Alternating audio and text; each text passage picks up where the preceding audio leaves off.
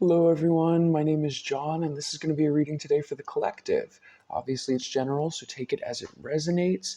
But I've pulled a whole bunch of cards to try to give me an idea of a story. What's coming next that we can look forward to? So I've taken the Wild Unknown deck and the Animal Oracle deck, and I've blended those two together. And I'll get to that in a moment. So I have, at the bottom of the deck, I have the Eight of Cups, and then the Fire Ant behind that. And both of these cards were reminding me of similar stories from two different movies or film series. So, the Eight of Cups, when I first pulled this out, it reminded me of Lord of the Rings and the journey to Mordor. And then the Fire Ant behind it reminded me of Game of Thrones when they encounter the White Walkers on the other side of the wall, the zombie army, right? So, both very similar themes, but in both of those cases, it was about doing something for the greater good, right? This idea of the common enemy, right? We're going to put our petty differences aside and we're going to focus on the common enemy, right? So in Game of Thrones, it was the White Walkers, right? And there was that, that one scene where all of the monarchs get together that have been at war with each other forever. And, the idea is to have this truce so that we can take care of this, because this is the real deal and all of our stuff is petty in comparison, right? And with Lord of the Rings, it was kind of a similar thing, right? Like a noble task, but a daunting task. And as Frodo goes on that journey, he has to get all the other magical creatures to kind of work with him, right? That whole motley crew of dwarves and elves and whatever that typically wouldn't work together. But now it's like, this is just what that energy is giving me, right? Like assembling the army in order to face some sort of, I guess, common enemy would be the best word, with the King of Swords behind that and the shark. Oh, that's so interesting. Interesting that the shark is there because I was seeing Jaws in the rest of the spread, and I guess I'll just get to that. So the first two cards in the spread, if I can pick them up, are the crocodile and the Nine of Swords. And the crocodile is where I was seeing the Jaws, or at least hearing, that Jaws music, the dun dun dun dun dun dun dun, like as if they're seeing something emerge from the water, right? When they first see the fin. So I feel like this is something that you're seeing in your environment, right? It's like all of a sudden the crocodile has become visible. This would be something that's already visible for you, so definitely don't go out looking for crocodiles. Take it as it resonates, but it's like the crocodile has become visible in your environment, in your reality. There's an awareness of this thing because it's finally just come up enough above the surface to make itself known. And with the Nine of Swords coming next, you can see like both of these eyeballs here. I'm almost seeing that as more or less kind of like your reaction to all of a sudden seeing something over here, and then it seems to multiply, where it's like you see it over here, and then all of a sudden you see something over there, and then all of a sudden you see something over there, and it's like suddenly seeing all of these multiple crocodiles kind of coming out of the water, right? And the response to that is this bat energy, right? Which I'm getting is like kind of like a flurry. Like all of a sudden there's this flurry of activity. I'm seeing the same thing with the Judgment card that's right beneath the crocodile and the Nine of Swords. You can kind of see how there's this flurry of birds, right? Like when an entire flock of birds gets up at once and you can hear that like whoosh with it. It's like that's the reaction in the environment to whatever this crocodile energy is, right? And and with the bat, there's an aspect of, because the bat sees through echolocation, right? Technically it's blind. It can't actually see things, but it hears. It's like as it makes that echolocation, right? It bounces off the environment and comes back to it. So it's like that's almost how I feel like you're perceiving this crocodile, right? Like it might not be something that you've literally completely witnessed, right? But with the Nine of Swords, it's like you've recognized something, right? It's like what do they call it? They say there's red flags, but then there's also yellow flags, right? Where it's like, the red flag might be something tangible that you can kind of bring as like a receipt to somebody, like here's the receipts on the situation. But with the yellow flags, things are a little bit more abstract, right? It could just be like a subliminal energy that you're picking up on, or a hunch or something like that, where you're like, something's wrong here. Something does not add up. And again, going back to the shark, it's like it's almost like the energy of smelling blood in the water or something like that. But again, it's the shark is I mean, both the shark and the crocodile, it has the energy of like a predator kind of energy, right? That there's like a predator circling in the environment and you've suddenly become aware of it. And again, like I was saying with that sudden flurry of activity, it's like when the entire herd realizes that there's a predator in their midst, they all start moving, right? Like in unison. It's like there's some sort of reaction like that. So I'm wondering if you've witnessed something in your collective environment and then suddenly sounded the alarm on it, right? Because that's what I'm getting with the next card in the sequence, which is the Hierophant, right? Like you can see how this crow is quite literally sounding the alarm. It's almost like a tower card energy, right? But the Hierophant talks about like speaking with authority, and the energy that I'm getting off of this is like saying enough is enough, where it's like it's kind of like the anger threshold. Honestly, that was one of the first energies that I was getting off of the Eight of Cups was the anger threshold. How they talk about sometimes the best way to get out of a depressive or malaise kind of state is to get angry, right? And that's when you get activated. That's when you get moving. And again, that's really what I'm seeing with this reaction that's coming up. But then the next card in the sequence, if I can pick it up, is the Peacock card. And what's interesting about the Peacock card is that it's almost like a zoomed out version of the crocodile. So you can see this here. This is the yellow flag that you've seen in your environment that was effectively the straw that broke the camel's back. And now we're zooming out and getting like a fuller image of this thing. And it's the peacock. And I'm also interested in the fact that it has, all of these eyes up here, right? Almost as if maybe you just saw one of these and then more and more start emerging. And then eventually the whole thing kind of shows its head. And with the peacock, I get the idea of like, I know peacocks aren't typically associated with camouflage, right? They're associated with peacocking. Sorry, I'm dropping my cards everywhere. Pardon me. But with the peacock, it's reminding me of something that I heard at some point in my life where effectively it's like the idea that the clothes make the man, right? That sentiment that as long as you're wearing the right outfit, you can kind of just blend into an environment at one time or at one point. What am I even saying? I feel like my sentences are getting scrambled as I'm sharing this. Mercury retrograde, I tell you, balance is restored. Okay. So at one time in history, for example, with the Freemasons, anybody could join the Freemasons, technically. Technically, it was open to the public. But the only way to actually be an active member is to A, pay dues, which were expensive and would lock people out.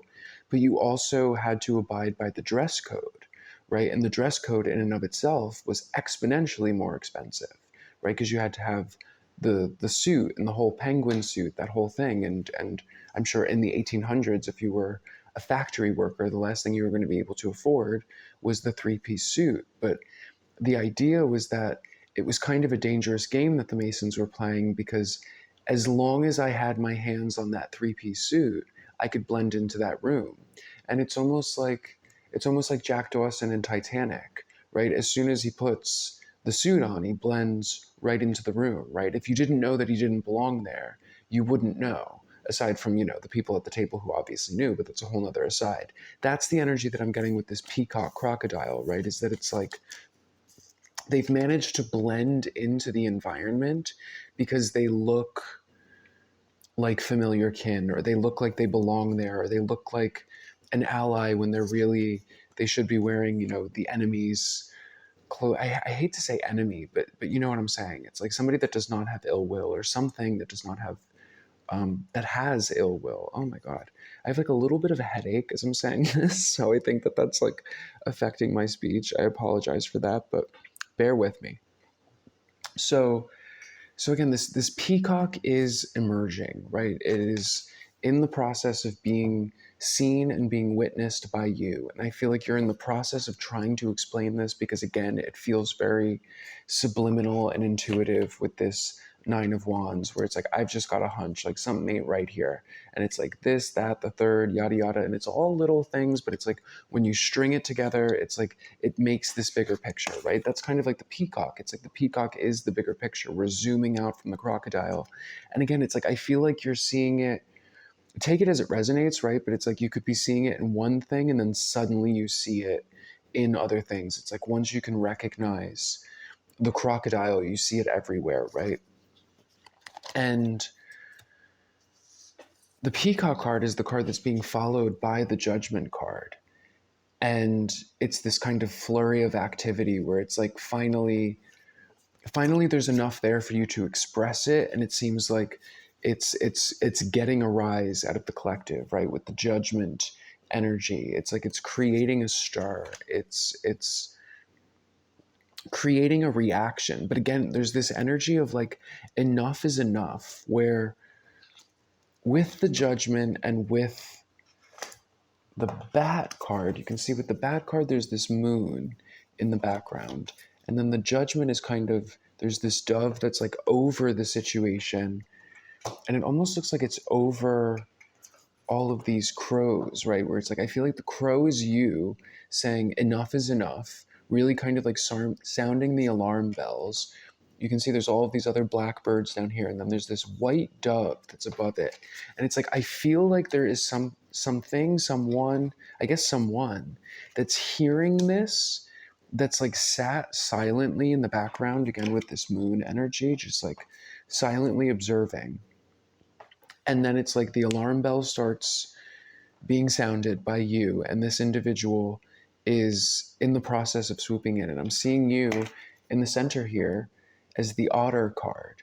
And you can see that the otter has this sphere around him. It's almost like somebody's looking at the otter through a scope, right? And it's like I feel like it's this judgment energy, this dove that's kind of like swooping in response to seeing the peacock for what it is, right? That it's like a wolf in sheep's clothing might be the best way to say that.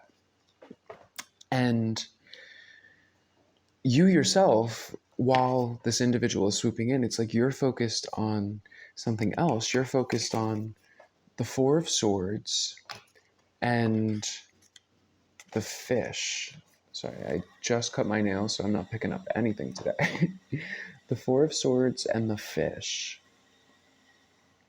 So both of these are very, very spiritual energies. At least in this deck, the Four of Swords, you can see that it has this like divine lamb on it, right? And then the fish as well. It's like both of these are kind of associated with the ascended master archetype, for me at least, because the Four of Swords talks to me about the allegory of the 3 days in the tomb, right? So between the crucifixion and the resurrection, there were the 3 days in the tomb. And that was like where the alchemy happened, but it happened out of sight. And then the other archetype that's associated with that individual, with the Christ figure, is the fish, right?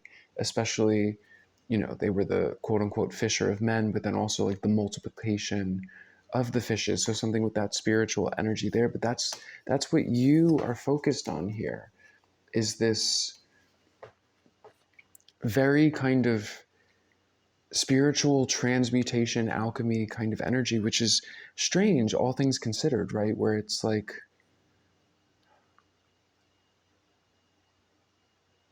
because I guess now as I'm saying it, I'm wondering, I'm like, do you see the crocodile in your environment, or has somebody else seen the crocodile in your environment and is coming in to kind of pull you out of harm's way or something? I guess take it as it resonates, but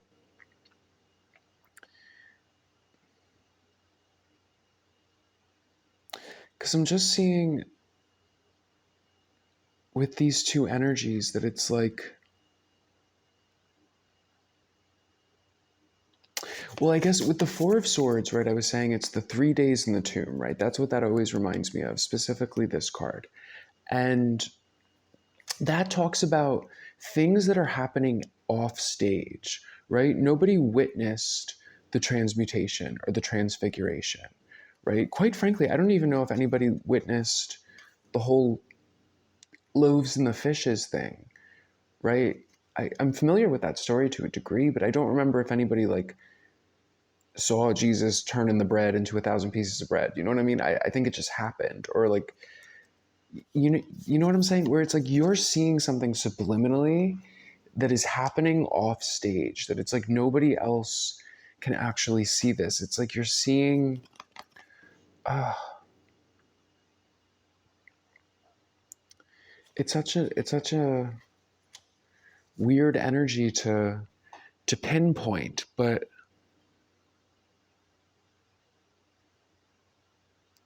again, it's like you can see something happening that there's like no evidence for physically, but it's like you know that this thing is happening, but it's almost like this crocodile energy that is the wolf in sheep's clothing that's in the environment is also indicative of something else, and it's something better or good. And it's bringing me back to what I was saying in the beginning about the Eight of Cups and the Fire Ant, how this was reminding me of the Lord of the Rings and Game of Thrones with the White Walkers, where it's like this greater good, this greater opportunity, where it's like recognizing that there's some sort of alchemical spiritual opportunity in all of this. I feel like for the collective,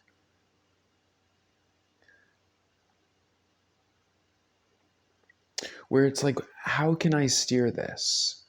How can how can I take this towards something that actually benefits the group of people that are being harmed by this? And the next two cards in the sequence, I have the Rabbit and the Two of Swords. So the rabbit is in the same exact pose as the otter. You can see that here, right? So I'm assuming that this is the same figure, that this is you, and you're seeing, I guess, this opportunity, right? This choice point with the Two of Swords that's coming into focus. That it's like there is an opportunity here for, well, I just heard communion, but I don't really know what that means. Well, I guess, okay, so all of this was about common unity, right? So maybe that's what you're seeing here in terms of whatever it is that's in the environment, is that it's like this could be the thing that brings everybody together, right? Whatever it may be. Maybe it's, if we're going to use the example of like a workplace environment or something like that, or a friend group, I guess it doesn't really matter, but it's like there's petty tensions between different groups of people that are causing issues but are not that significant in compared to whatever this is. And it's like this at the end of the day is like it's a unifying force, whatever it is. It's like if that can be rectified or fully exposed, then it would basically, it would like enlighten the group. I don't know, it would create community, right? It's like if we can band together and do this for each other to get rid of the White Walkers or whatever it is, it's like on the other side of that, there's an opportunity for peace, is what it seems like actual, real, lasting peace if we do this together. And again, with this rabbit and the Two of Swords, it's like seeing this very delicate choice point, right? It's like it's delicate. It's not exactly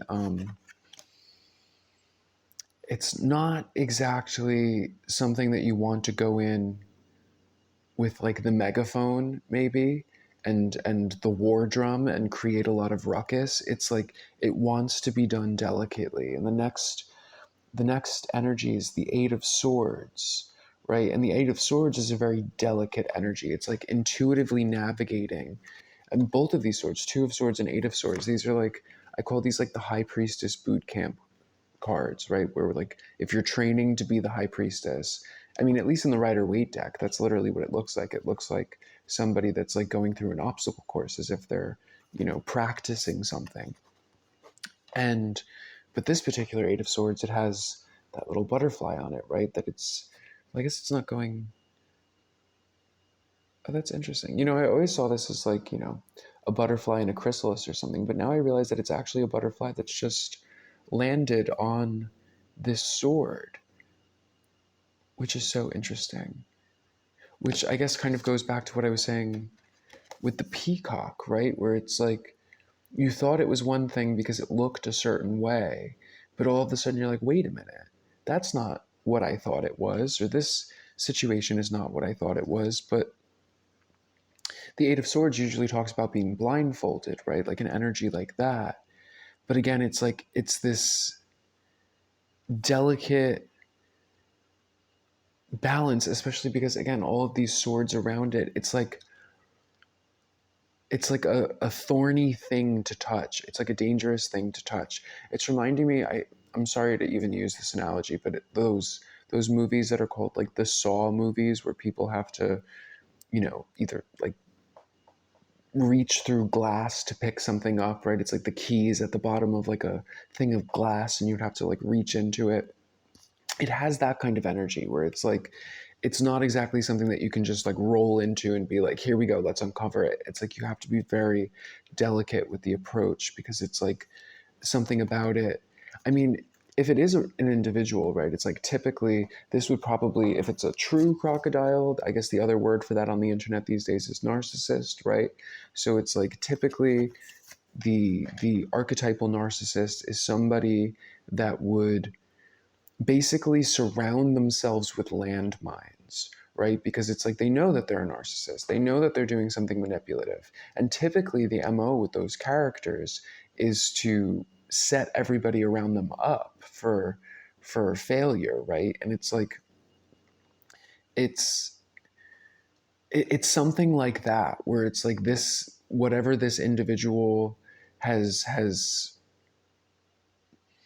surrounded themselves with, it's like, again, it's like a minefield. I don't know how else to describe it, but it's like they have a lot of proverbial trump cards that they could play, right? Where it's like,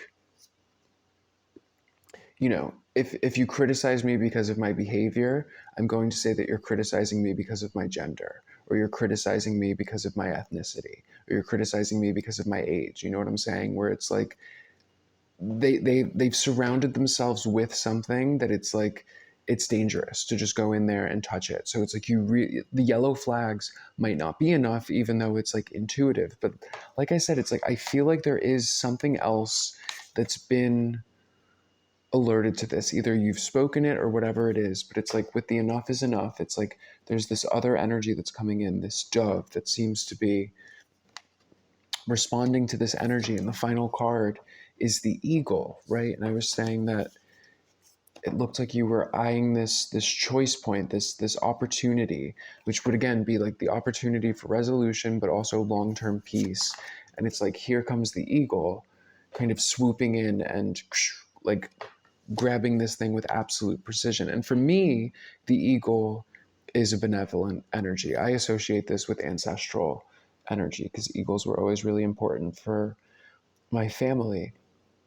So I see this as kind of like divine intervention, divine um, assistance, but it's like, you know, the eagle in correspondence to like the otter and the rabbit and all of that. It's like you never see it coming until it arrives, right? And it just swoops in and takes care of business, if you know what I'm saying. So um, let me pull some oracle cards out here just to see if I can get a little bit more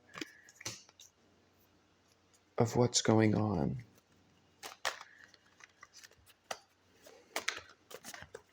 Because again, it's like that eagle is coming. So what's going on with this crocodile?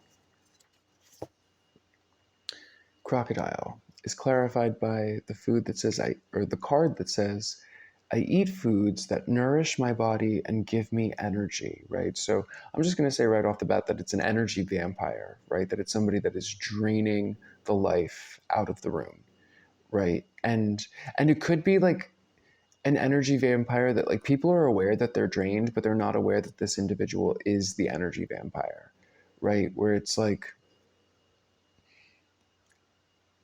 maybe you noticed, like let's use a workplace environment kind of thing, right? Maybe you've noticed that on the days that they're not there, things feel better. Or, typically meetings go a particular way and there's always a particular exhaustion or whatever, but there's one day that they're not there and things go better, right? But you never really connected it with them because it's not like they were doing anything in particular, but it's just like all of these things adding up where it's like the common denominator is their presence. let me look at this peacock energy too. Peacock coming up with mystery, of course. So the peacock was what I was talking about in terms of them blending in to the environment, and that could be it too. Maybe they've created an air of like mystique or mystery around them. I'm honestly seeing somebody right now that's like playing the cup game. You know, the cup game where like there's three cups and there's a coin underneath one of them, and the magician moves it really quickly, and it moves it so quickly that you can't follow it with your eyes, right? It's like it's bringing me back to this Nine of Swords. It's like your eye finally caught up with the cup, if that makes sense. Let me see this judgment energy. Anger. Okay, so the anger threshold that I was talking about. That's really interesting. Because I'm honestly seeing that it's like, it's almost, because whether you say something or not, so I'm going to use this in like present tense. So either you've already said something or you haven't said anything yet. If you haven't said anything yet, I would say less. If you've already said something, then I guess it's all playing out the same way. But it's almost like the anger that came from you created a shock wave and alerted something, because again that was the same energy that I was getting with the Hierophant here, is that it's like something was alerted, right? And the Hierophant usually talks about kind of like a higher power, higher consciousness, and the eagle, the dove, both of those things coming in with an almost angelic presence. But it does feel like an individual, like it does feel like a person that is possibly swooping in like an angel. Oh my god, well I'm seeing the bat, right? Okay, like Batman. That's the best. It's like you put up the bat signal and something is responding to that. So interesting. Let's look at this spiritual energy with that Four of Swords and the fish. It says, I'm receptive. I'm open to new ideas. I'm willing to try different methods and consider alternative viewpoints.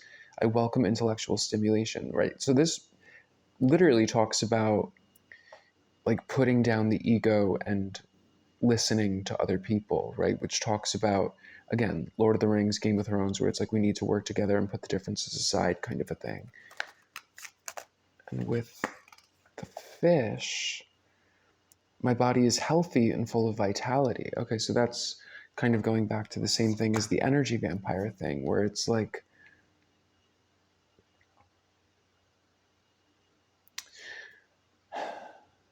because it's about the energy and the wellness of the environment and the group, but I almost feel like in terms of all of the yellow flags, it's like there's something in that that's like a smoking gun. There's a smoking gun in the yellow flags in terms of, it's like, I don't even know how to say it, where it's like, okay, so maybe you have multiple managers at your job, right? And it's like everything is relatively consistent except for like the managers kind of change out. And again, there's the consistency, but on certain days when a certain manager is running things, you leave feeling absolutely exhausted and drained. But when other managers are there and running things, you leave fine. You have energy, you can go on for the rest of the day, everything is peachy, you get through your shift pretty bougie cusey. But it's like when a certain manager works, that's when all the difficult customers show up. That's when the phone don't stop ringing, and you leave feeling absolutely exhausted. And you're suddenly realizing that it's like, why is it only when this individual is around does any of this happen? It's something like that. And it's kind of like, do you notice sometimes, like, again, I feel like it's not a work environment thing. I do feel like it's more of a friend group thing. So it could be something like that. Like, do you ever notice that when we break bread with so and so, that we don't feel good the next day? You know what I'm saying? So let me look at this. I want to look at the otter. This is you in the middle here. I'm successful in every role that comes my way. So that's bringing me back to the idea of the Lord of the Rings thing, right? Where it's like it was a role that was assigned to Frodo, right? Where it was like he would have been kind of the last person on the list that you would think of in terms of taking on that journey.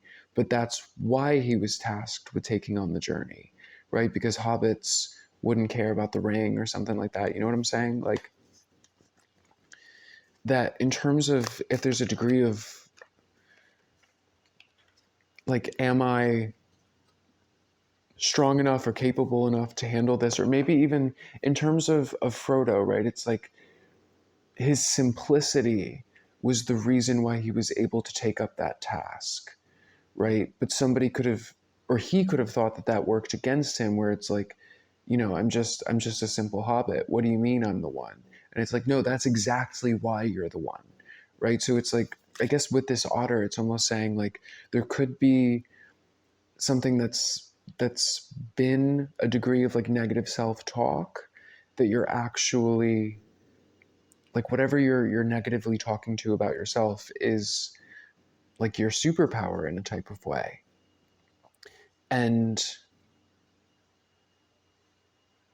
it could be your emotion, honestly, the anger. Like, that could be something that you're like upset that you're even upset. And because the otter is focused on all of that spiritual energy that could come from this in terms of the community, the common unity, you could even be upset that you are so concerned about the collective. It could be one of those episodes where it's like, am I deluding myself? Am I falling into savior meme kind of energy? It's like, I'm not trying to cause problems. I'm not trying to be the savior, but in the same respect, maybe I'm overreacting. I'm just too emotional. Boop boop skadoop. I feel like, and it's the universe saying no, that's why you've been the one that can see this, because, or maybe that's the only reason you could see it, or something like that, because you're so emotionally sensitive, right? Because it's like with the crocodile, it's like almost an ability, like they say, like crocodile tears, right? You can tell somebody this is faking an emotion. So maybe the emotion that they were faking was friendliness, right? And it's like nobody else can really see it because they're not as hypersensitive as you are, not just emotionally, but spiritually, right? So maybe you don't feel any emotions in this person, and that's what's concerning you. Or maybe you don't feel any spiritual depth or any connectivity or anything whatsoever. And maybe that makes you feel like a crazy person, but it's also like, no, no. It's like saying, no, collective, roll with that. Um, what else do I want to see here? I was looking at the bat card. It says, I'm open to receiving all the love in the universe. Okay. So you've put up the bat signal. Enough is enough. And the universe is responding with love. What else do I want to look at? Let me look at this Two of Swords, the delicate choice point. Nourish. Right? So again, like a very delicate kind of flower. But right now, it's like the first thing that jumped out to me about this Nourish card is like the question that I had in my head as soon as I saw this was, how can these skinny little stems hold up these big giant flowers? And this choice point feels very delicate, right? Where it's like, how can this skinny little potentiality, right? Where it's like, I don't know, what would you call it? Like a razor thin margin or something like that, where